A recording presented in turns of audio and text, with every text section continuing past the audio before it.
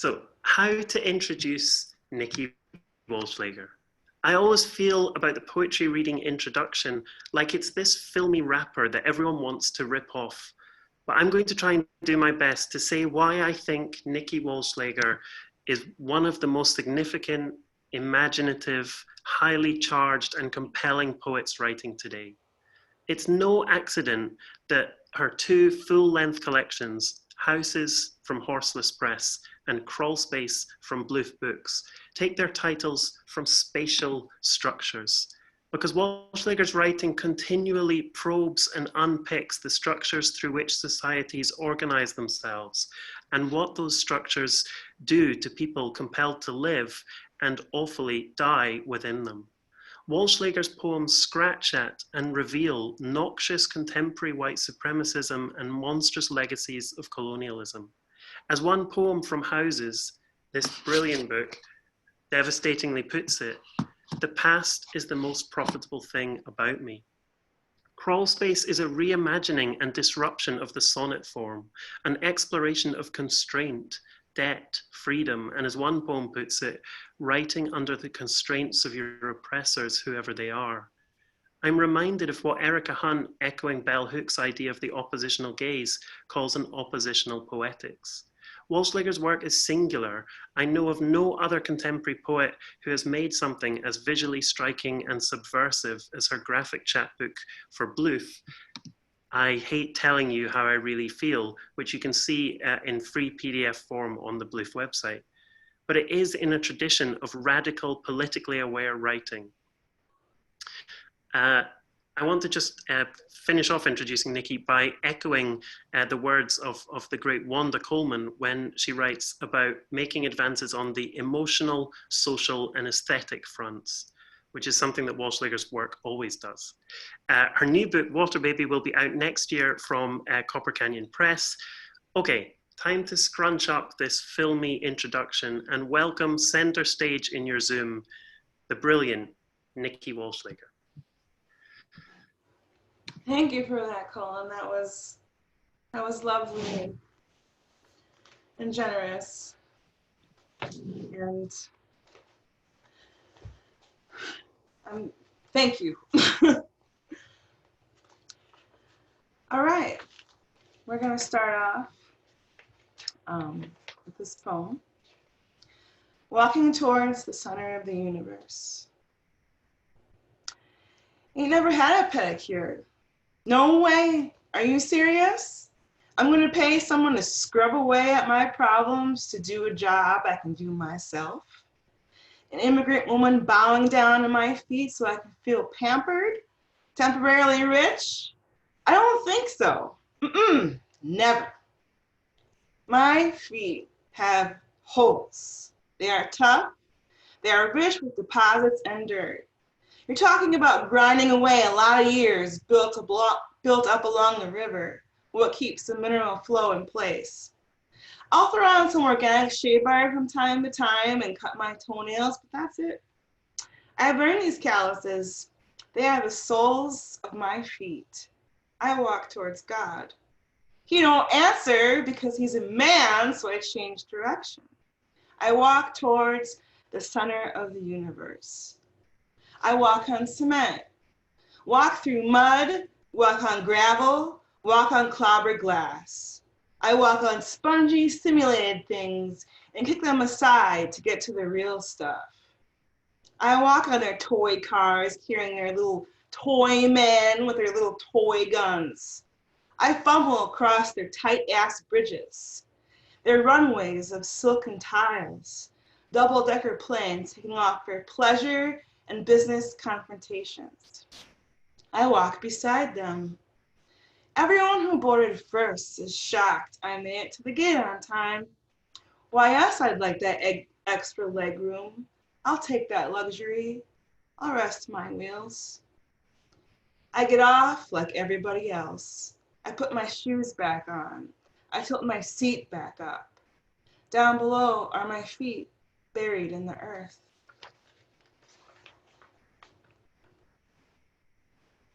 Here's a summer poem. I started writing the notes for this poem from something that I witnessed last summer of a 4th of July parade on a lake in northern Wisconsin. Took me an entire year to try to get this one right. Lake, come and gone. I'm in a kayak watching a man dressed as Uncle Sam waving around a plastic sword, guiding the pontoon parade across the lake. It's tradition to adorn boats with beer slides, streamers, and women wearing screen print t-shirts that say "Lake Girl" in college font. Despite the last 3 years of floundering national leadership, the vacationers deliver a display of loyalty not exempt from doubt. As for me, the other side of the grand show, I'm trying to balance my life inside the kayak. It's their big day, the birth of a nation in crisis. Overhead, a bald eagle appears about 50 feet from our position. Symbolic gesture, too good, too perfect to be true. Then I see 3 tiny birds attacking the eagle, driving it from their nests. The mild storm strolling in, delaying fireworks when everyone will be thinking of going home.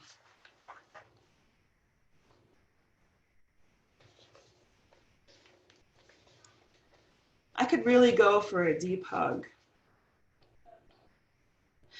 Free hugs! Screamed a white man at the hippie fest, but I wouldn't hug him, an unknown, a man old enough to be my father. It was the first time I saw hugging as a kind of currency among the countercultural. It was cute, I guess. I hugged women I'll never see again. Didn't even know their names. I saw women hugging that man. He seemed okay. Everyone knew him, but you never know.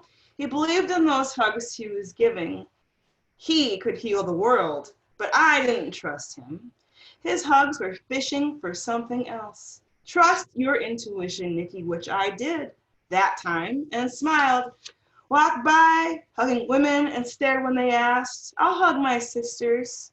We share histories. It was comforting, resting for a minute from bad men, probably ourselves. The powers that permeate. There is no reason to advertise these hugs were free. No reason at all. Currency was out of bounds. We are beyond. Women holding beyond the value of labor. But the guy kept screaming from his position every day. Free hugs! Free hugs! His wide eyes, he was so convinced he had what it takes. Selling it, declaring himself free. Come on, people now. I got these free hugs. Human contact at no cost. But something was not right, like when they tell you we're lucky to live in the land of the free, to be proud. The hugs he was giving out cost someone, something, somewhere, probably a woman, where he acted out on it. Her body was what he wasn't capable of giving. Now he was free of her and his woman troubles. He was the purveyor of Free Hugs Incorporated. Meanwhile, women, total strangers, hug each other everywhere, waiting in line to use the bathroom, trying to put our lives back in the aftermath. A coworker suddenly reaching over to hug you, letting you know she's here with you. In male-dominated spaces, I hug you back and mean it. Except at first it might be a shy hug, half hug. But when my body hurts, thieving ache, low down blue ache. Fellow man, I mean, no dude, I don't want your hugs. Screaming enterprises of touching women benevolently. I'm looking for real friends, kinfolk, women who understand, share a deep ache of another terror perpetuated by the US government. I could really go for a deep hug by women and femmes, the country's #1 targets. We're not supposed to ask for what we need. Here I am asking for deep hugs. If someone is interested in hugging, I'll hug back with what I can hold, which doesn't feel like much to me at the moment. Maybe it'll be enough for who I'm hugging. Maybe I need something I can survive. We should survive, strengthen ourselves, bleakly.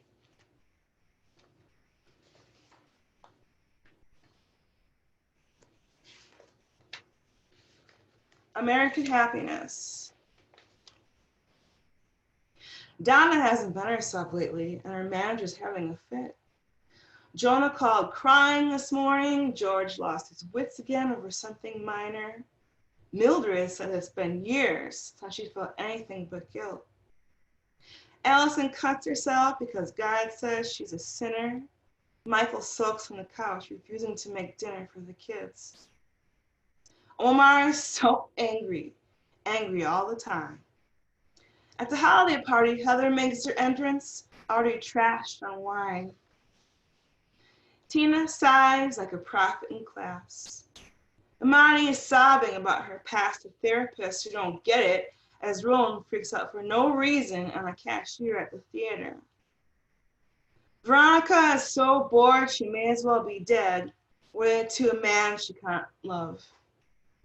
Stuart has an awful opinion about everything. I mean everything. Yusef's words sting everyone around him like a bee with bad knees. Larry buries people's pets for a living. Louise left her family at the Badlands and took off for Vegas.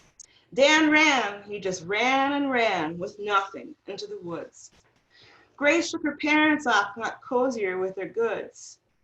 Eleanor's favorite social activity is calling the feds on suspicious people when her daughters aren't occupying her time. Marianne, the respectable daughter, is demanded to grow a spine. In the bow of anxious frenzy, Mackenzie cancels the seminar, goes to the bar instead. Terrence's permanent mood is brewed, and everyone hates him for it, especially his teachers. Esperanza got hassled at the park for sparking a blunt, even though it's in a decriminalized marijuana state. Freckles the cat actually came back, but he was still a miserable feline. Annabelle doesn't know the first thing about leaving, the distant dream of a tree living on top of a mountain. Patricia is numb, all the way to her lungs. They stole her voice when they took her son away. Eddie, on the other hand, is hell-bent on owning everything. He sees a community of poor folks and he gets the machinery ready. Jerry, the street mind, is unable to find a way out of the box they put them in. Glenn drives everyone nuts when he sings. And did you hear about our girl Heaven? She got on an international red-eye and was never seen again.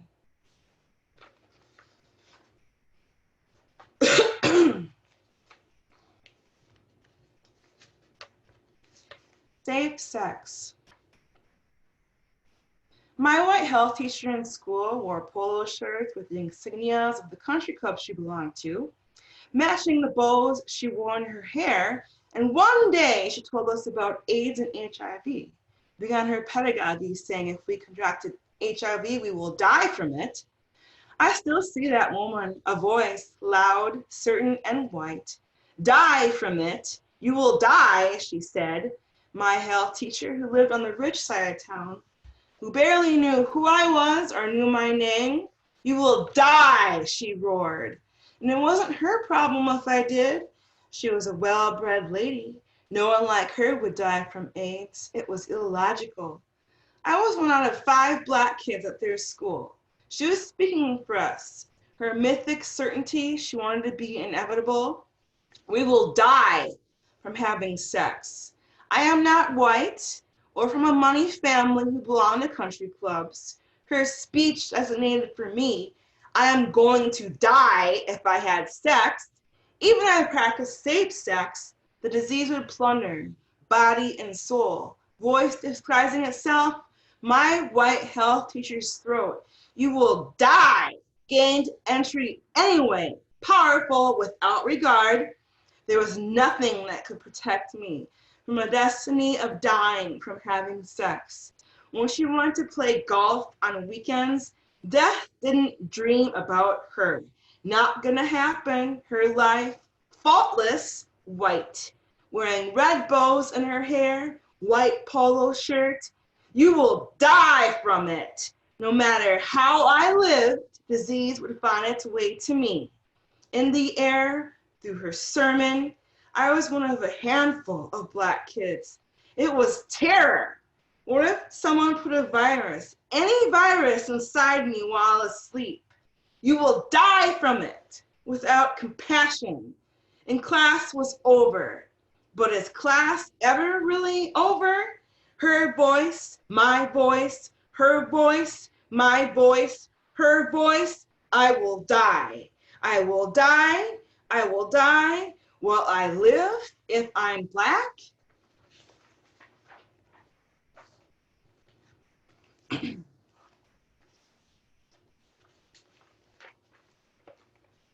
Discourse on memory. So much unusual rain for almost December, and the little girl I was is lost in its discourse. I had a mischievous luster in my eyes in the old pictures. I still do, but other inexplicable things are gone. I can't find an image of my first bike, blue, stickered with cartoon puppies. Somehow a failure of the internet to produce needed images becomes a failing of my own. Memories, weary weather, are unpredictable, out of season. I have difficulty remembering what she felt like. I got photographs, but like all imagery, they fail when I need them most. Objects are gone forever, and no one tells you this is also true for subjectivity. Irregular rain. Sinking to feed someone else, you'll have trouble remembering in another span of time. I fail as much as anyone else, weathering of thoughts. They anoint objects and disappear without warning, as we leave who we used to be before we have the foundation to accomplish, to impress ours. Images recording a failure, and understanding the sacrifice it is to change.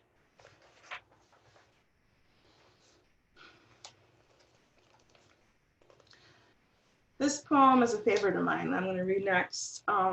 It's from a Quincy Jones interview that came out, I think it was maybe 2 years ago now. But in it, he said, God walks out of the room when you're thinking about money. So I wrote a poem after this. God walks out of the room when you're thinking about money, after Quincy Jones. God slams the door on a lot of folks these days. These billionaires, he slammed the door so hard the door broke off its hinges. Dearest daughters, wealthy men across the board with their women think they invented beauty. If you go downtown, lesser demons scramble on their hind legs for any piece luminous with delusions of wealth. God realizes this, but like I said, God is still human and has his idiosyncrasies. Instead of finally doing something about it, he grabs his jacket, slams the door, and takes a cab to his favorite tavern.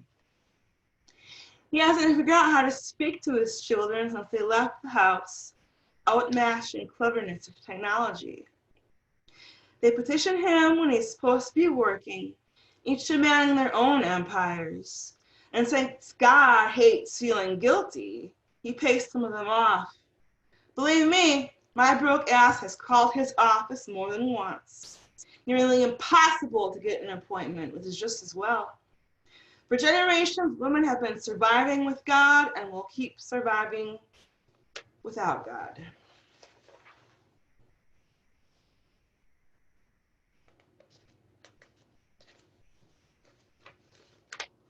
Appropriate reaction. It should be a parody. Shocked, disgusted. Got no words for it.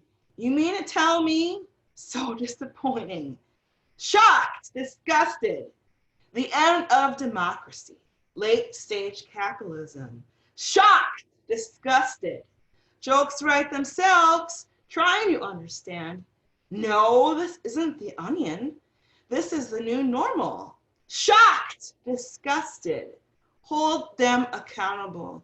We need more empathy. Shocked, disgusted. Totally floored right now. Trying hard to process. Is this an SNL skit? The end of our republic? My heart goes out to I could only sympathize. Shocked, disgusted.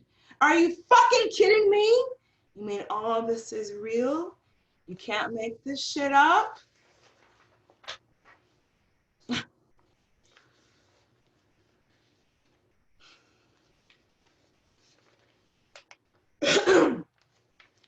On seeing an ad for Levi's, Still I Rise tees for Black History Month.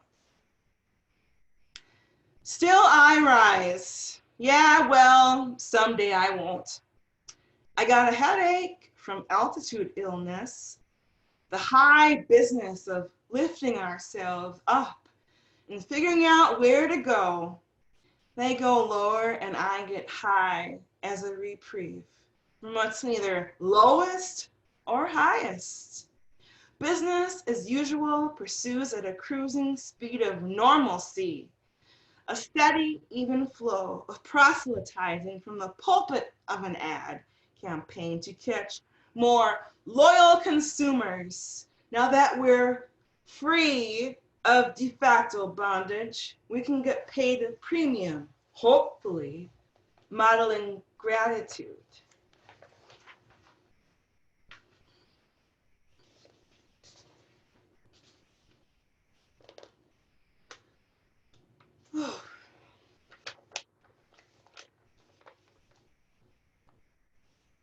Letter to a young Black conservative. You can probably guess who this is to. Girl, you got yourself handpicked and possessed at such an impressionable age. Your T-bone age is on life support, stuck in a laboratory of renowned horrors. Barbed wire, surveillance towers all around it, spelling out the worst type of negligent lies to assuage your ego and kidnap your will. Little men with flag scarves and maggot hats monitoring your every move now, making sure you forget who you are so you can never return. This is beyond death. It is the social zero of spiritual slavery. Your mannequin mouth is controlled by the very forces that will destroy you. You think their money is a good thing, tricked you into thinking their thoughts were your own, and it made you a stingy individual out of you. Somewhere an ancestor weeps and logs your crimes, but you can't feel them. Power makes people do unspeakable things, makes the proximity of power feel like an honorable reality, makes you perform for a man whose only agenda is to kill everyone for himself. American magic is some deep old dangerous shit. I've said it before and I'll keep saying it again. White people are some of the best magicians around.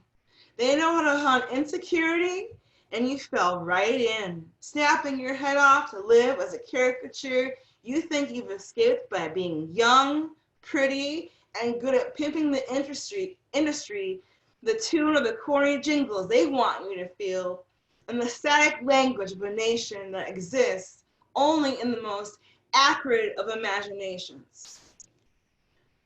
I hope one day you'll live to regret the career path you've chosen. I really do. But this letter is the last time I'll waste in a precious headspace on why you do the things that you do. I have to use all my energy these days to prevent the power you defend from eroding what's mine. But since I've spent lifetimes studying up on what white supremacy does to a person's drive to live, I'll be just fine. Not that the livelihoods of billions of Black people is of any concern to you. I made my choice before you were even born. You, on the other hand, will keep stumbling along in the pail, and may the Loas help you if you ever find the black light switch. Sincerely, your concerned elder ex-sister.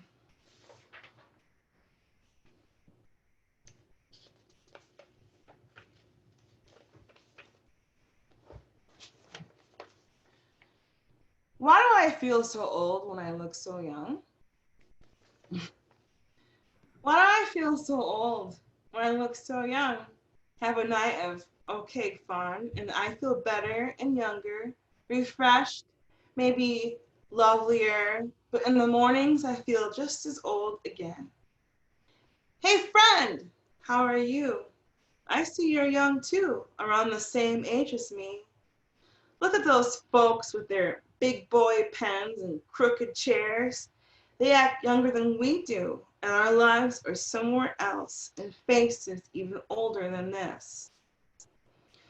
When I was younger, people thought I was older, so they did older people things to me, said things too. Probably why I'm feeling old while I'm still looking young, because of what older people did when I was little, should have known better not to do. Say, friend, I hear you too. Things happen to you.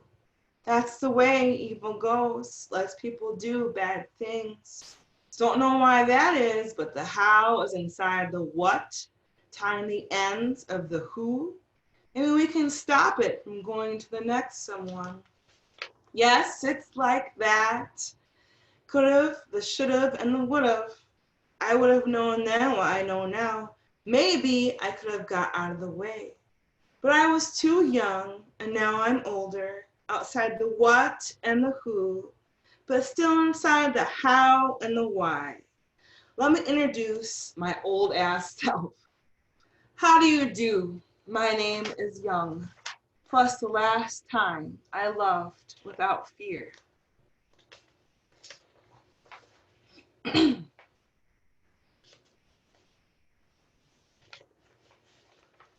Way of the road. I closed my eyes so I didn't have to look at it anymore. When I opened my eyes again, it was still there. Same regular recollections. But I was farther down the road than the last time I was willing to rest. The road is an exasperating concept. I get sent to jail if I drove the car off into a field of ragweed and chicory. But in my mind, something resembling freedom would spark until the highway patrol came to take me away. We're tagged at birth with no excuses, just follow it and swallow the signs. Once when I was a child, I was eating with my grandma at a hamburger joint in Wausau, Wisconsin, when out of the blue, someone drove a car into the side of the building. Turns out it was an old white man who thought he had his foot on the brake instead of the gas. A cop arrived as we left, certain the mystical fidelity of insurance would fix everything, the white man having borne with an excuse. It is not an exceptional day. Almost every car we've passed is either a truck or an SUV. I feel ugly looking at them. When crossing the street, it's advised to look both ways before moving. These are lessons we require to learn in elementary school. Another one is never to accept rides from strangers. Serial killers wait in the wings of on-ramps, scarfing down packs of pixie sticks while listening to AM radio. It's rare I can remember names of officers. Blueberries, cherries, fruits for the damned. You need to finish up your blunts and crush the weed immediately when you see one around you. On the other side of the highway, bags are unpacked and German Shepherd dogs bark and mildew over my overstuffed platter buried underneath a rest stop. The past looks to the future with a portly film over its eye. A stack of goldfish breaks in the center line, and when you get too close, it's gone. Recollections of dashed memories, or reflections from a new mirage. Either way, the sirens are enlisted to stare when we don't belong, and they're right, we don't. So I close my eyes again, and when I reopen them, we've arrived at our destination. It's the grocery store parking lot, and they're having a sale of end of the season vegetable starters.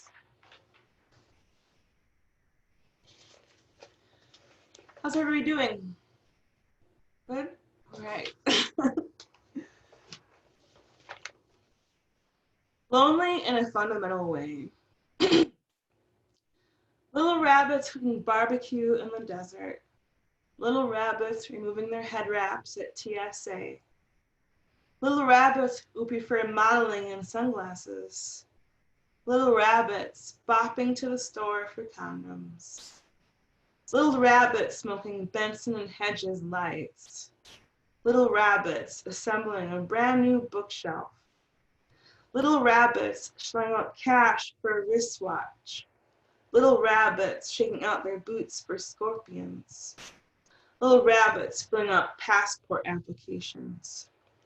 Little rabbits who side-eye the moon landing. Little rabbits who appreciate a good utility knife. Little rabbits praying to the Black Mary. Little rabbits tussling with the wrong locker combination.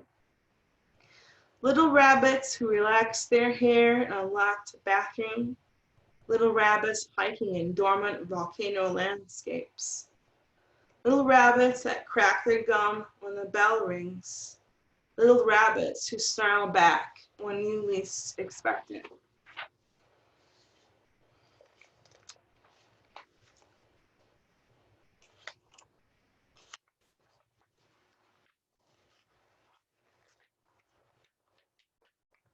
American children. The children across the street are playing with chalk, and they take turns outlining their bodies on the ground. They write their names in pink, yellow, orange, green, tagging themselves. Two boys are sitting on the steps with a platoon of action figures.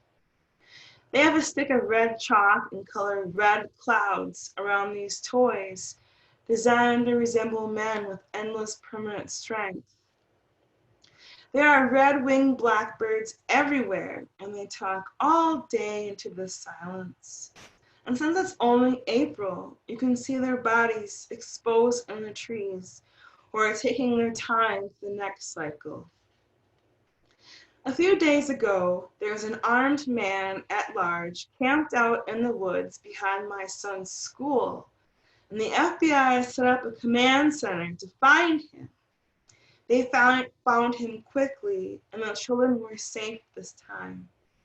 They know phrases from the stories they've seen on television and give the tiny toy men dramatic histories of heroic violent deaths that end in silence. I'm not sure the children understand what heroism could be, except that it involves weapons and blood on the ground and sacrifice. One of the first warm spring weekends, it's normal for children to play with sticks of chalk and write their names on the plots of concrete where they live. But there are no innocent landscapes like a giant sun with flowery arms, or a house with smokestacks, or a dog barking bow, wow, wow. It's just their little bodies lying across the asphalt road while they outline themselves. And the strangest thing of all is none of them are laughing or talking. They become so silent, and the red-winged blackbirds talk above us of a world we know nothing about until it comes.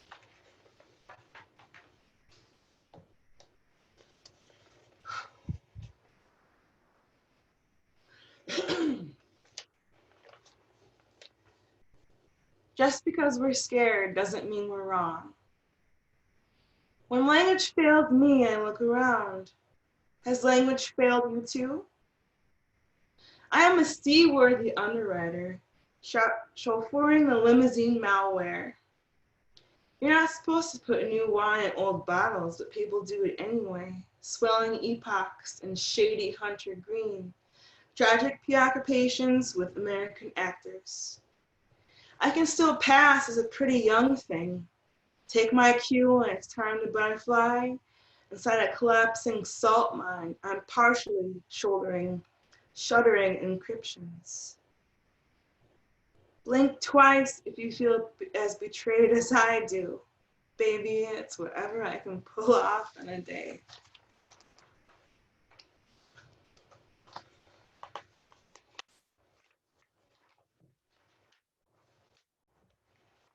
lost in America. Among the killings, among the permits, among the dull transparency, among the hunger, among the family beyond my reach, among the labor pool, among that type of bread, among the registered voters, among the paperless statements, among the eye of the beholder, I'm lost among your ethics, among New World glossaries, among the pages of Windows.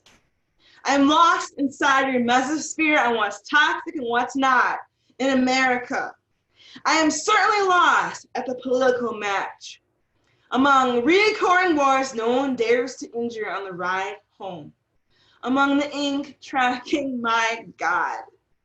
New moods helping to reimagine a world beyond the sunrise. Among the maps they used to leave in our hair.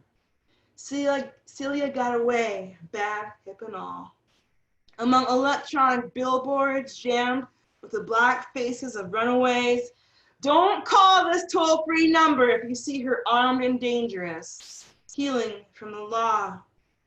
Among marijuana fields owned by the same old, against the embargo of time.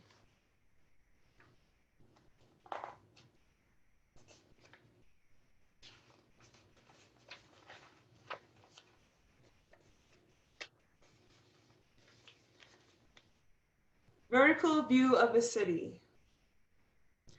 Buildings take my breath away, needle in a haystack all crumpled. Gets in an unmarked car and follows. As usual, people are polishing their caves below and becoming lonelier. To feel important in the world is as overbooked as it is up here, situated in a bird's eye window, hazy pressed lids looking up coastlines of sands and swamps. If you know me, you know the sky forever remains a non-stop miracle, and so does the opportunity for joy. Living on the ground is the problem. There's a higher risk of getting killed driving cars, and as a black woman, I have to agree on how steel takes form in the cast of murder weapons who kill quickly or slowly.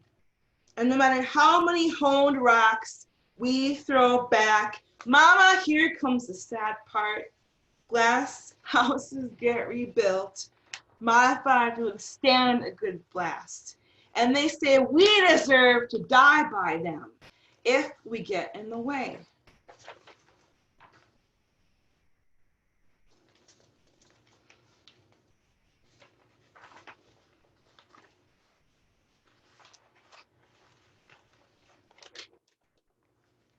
It's a daisy.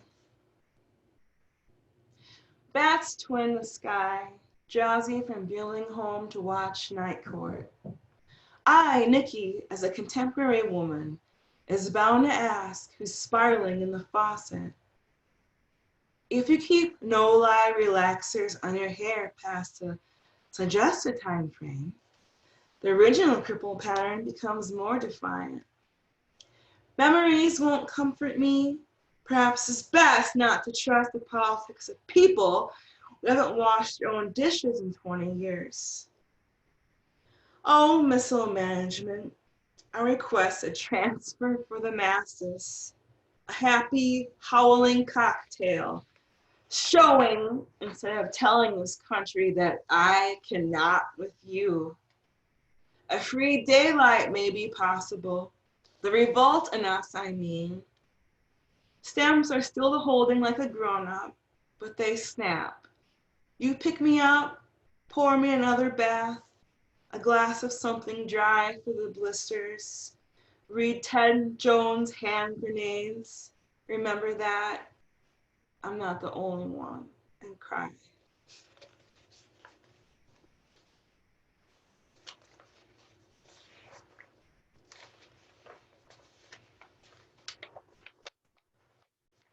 Prayer sonnet. Sown up again in a data harvest meadow, living through me is pelvic bowl thunder.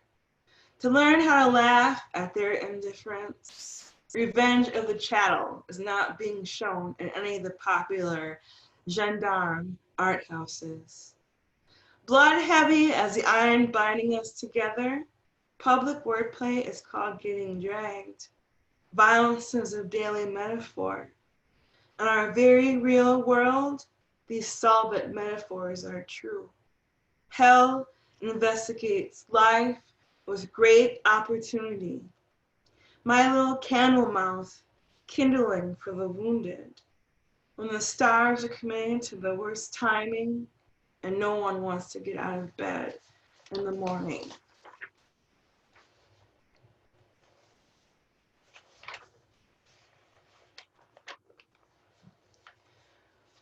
Lullaby. Sleep, like their terrible gods, have left you, and obscurity is a passive worry again. Creatures who prefer my dark to the light. No investments in the temples of time, no bubbling oversights in official portraits. All that has clicked to your hammer today, all that has finished you off as a rosy spectator. Your job, your birdcage, opens onto a bridge, exhaled by the rain of the get-gone. The golden blood you fancied at work is cutting off another rare circulation. I reach over and dial down your tempo. You don't want to play that song over here. You've been unconscious all day, sweetie, and now you need some rest. Thank you.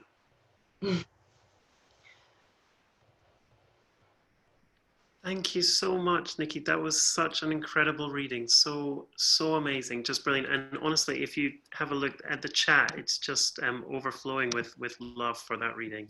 Everybody putting their messages in the chat saying what a privilege it was to hear you, and thank you. Just so many messages coming in. Well, I'm seeing all of them come in right now. That's great. Before the Q&A, I need to use the restroom real quick. I'll be back in like 2 seconds. Sure. That's great. So if everybody has questions, you will be able to turn your mic on and ask Nikki questions, or you can put them in the chat and I can signal for you to ask them as well. Yeah, that was so amazing, wasn't it? My breath is taken away. That was so brilliant. Just a stunning reading.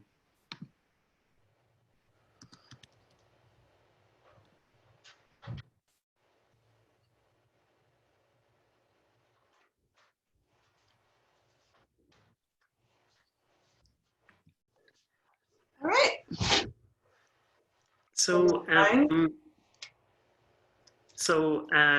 wow, that, just to say again, that was so amazing, Nikki. Such a privilege to hear that, and oh, what a brilliant reading. So much to think about. I'll kick off with a question, and then hopefully there'll be some more come in the chat, or people can turn their mics on and ask as well. Yeah. I just really wanted to ask, can you tell us a bit about your book that's coming out next year? So Water Baby, just a little bit about the background to it and what that book is, because your previous two full-length collections, what I love about them is they have both books have a really kind of clear sort of conceptual unity about them, but they also exceed that and pull apart at that and disrupt that as well. So there's a kind of really clear structure there, but then you're constantly disrupting and pulling at the edges of it. So I just really wanted to hear about whether that kind of approach carries over into Water Baby. Oh yeah, definitely. Water Baby is a book I started writing before my grandmother died, so there's a lot of mourning poems for her, but it's also just how I was feeling at the time, which is definitely like continuing the legacy of my first two books, just in different ways. Each poem in Water Baby is separate, in the past, like I've written books that were where every poem is like connected to the other one, but these are like all have separate titles. So that's the only difference. I just switched over to that format instead.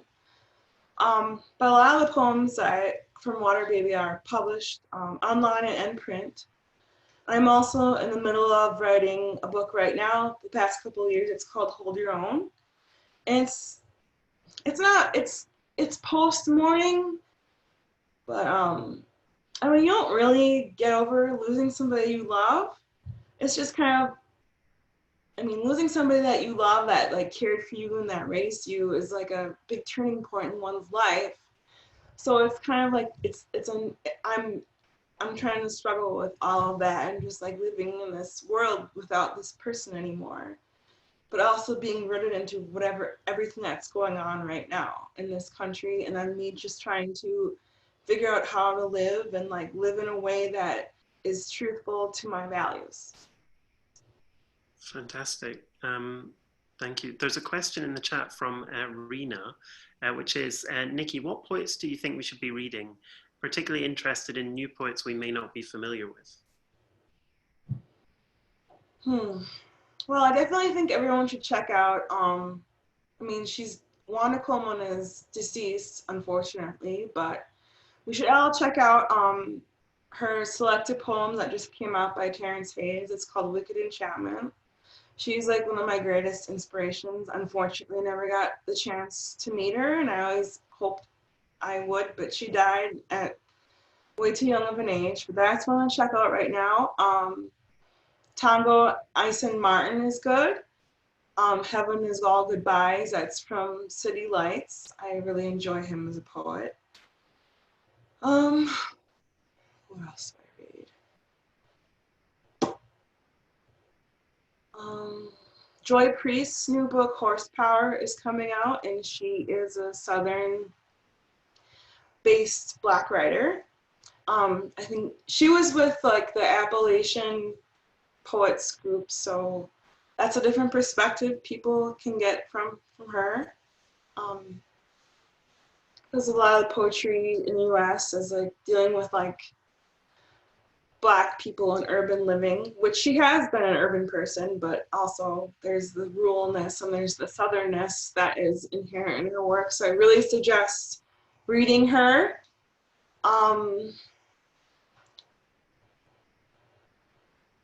That's just a few I can think of the top of my head of books that I'm excited about right now. I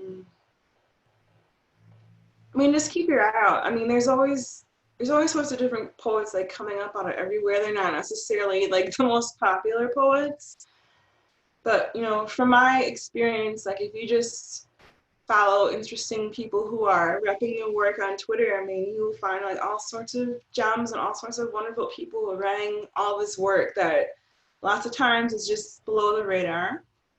Also, I am one of the poetry editors for Protean magazine, and that's like a leftist magazine of poetry and culture and literature. And so we're always publishing poems there. So that's a great place to check out. For what? Fantastic, thank you. Yeah. Actually, so just coming off of that, can you talk a little bit about the sort of, when you started writing poetry and publishing poetry, were you part of a particular scene attached to a particular city or anything? And there's a question in the chat that's connected to that, which is just wondering if where you're writing in the States. So what part of the States were you writing from, I guess?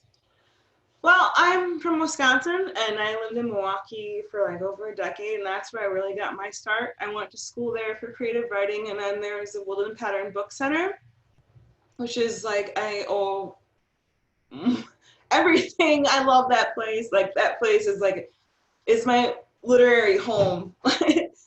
So they've been there since the 80s, and they are like a nonprofit that is like one of the only few bookstores in the United States that just carries like small press poetry.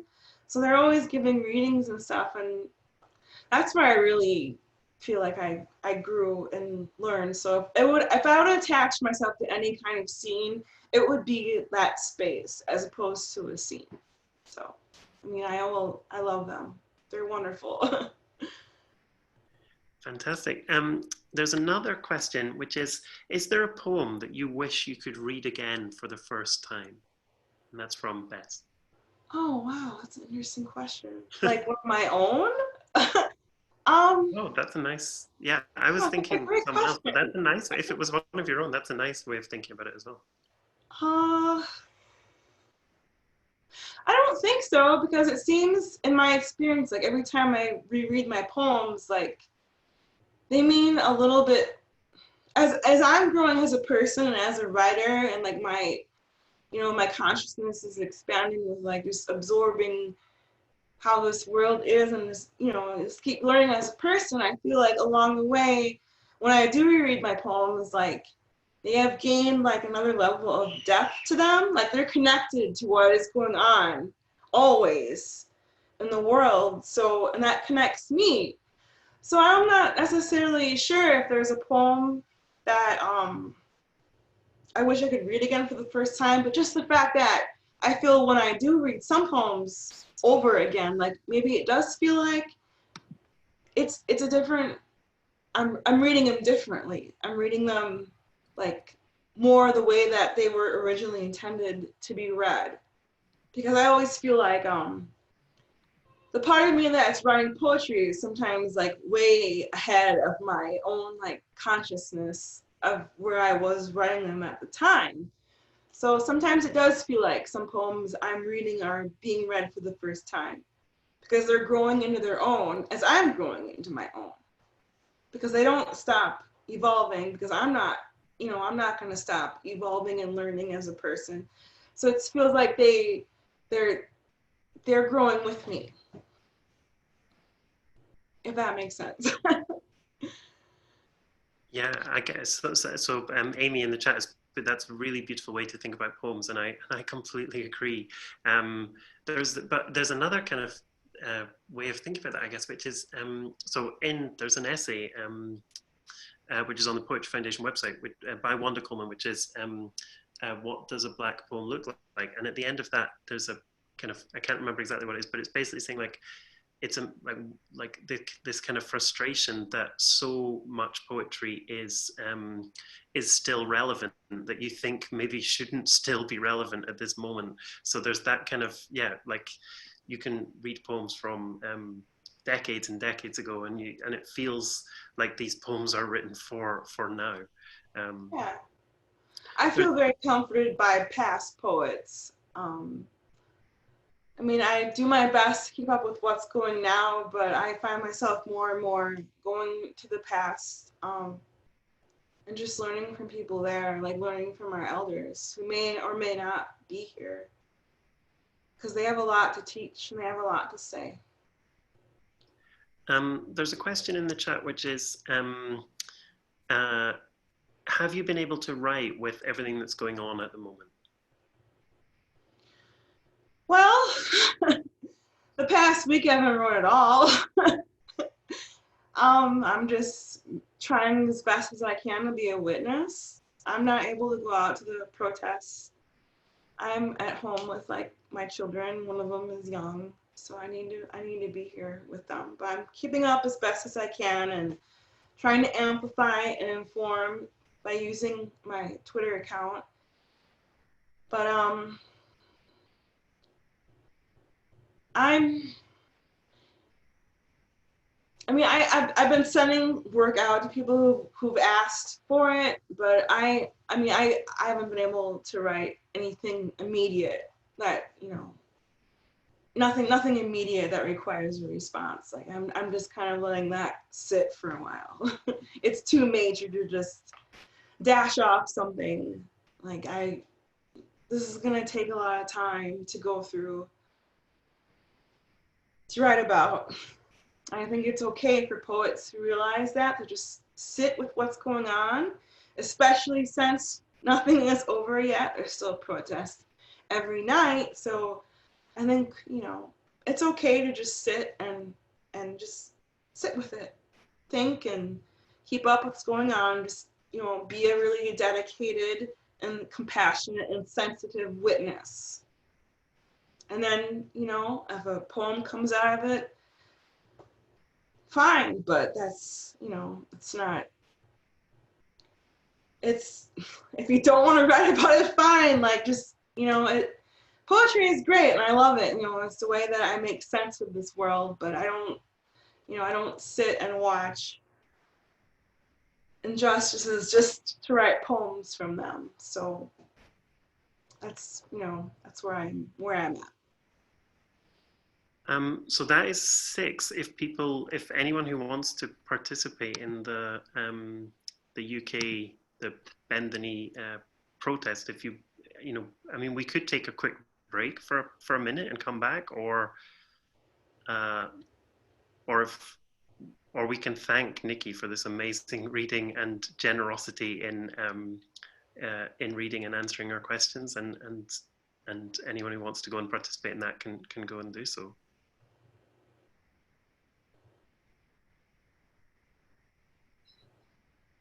Oh, I'm reading the comments.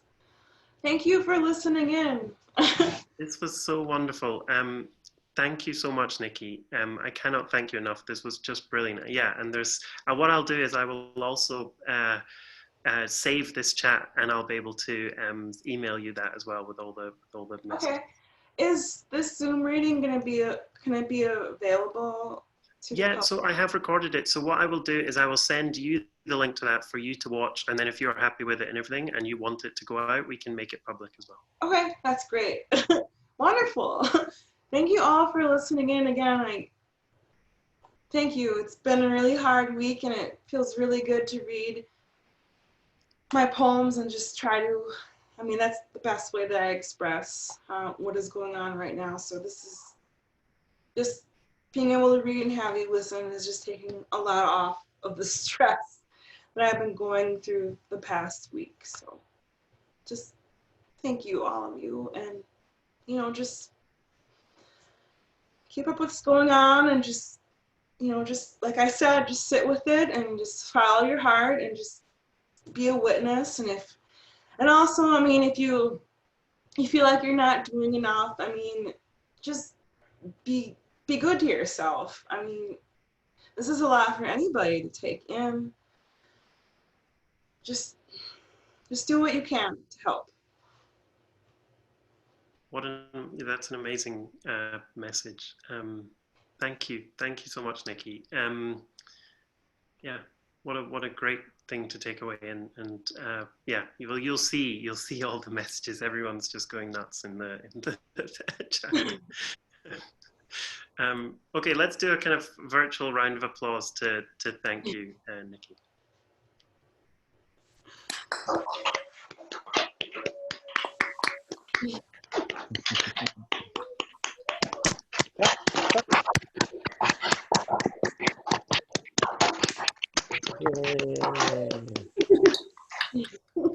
Brilliant.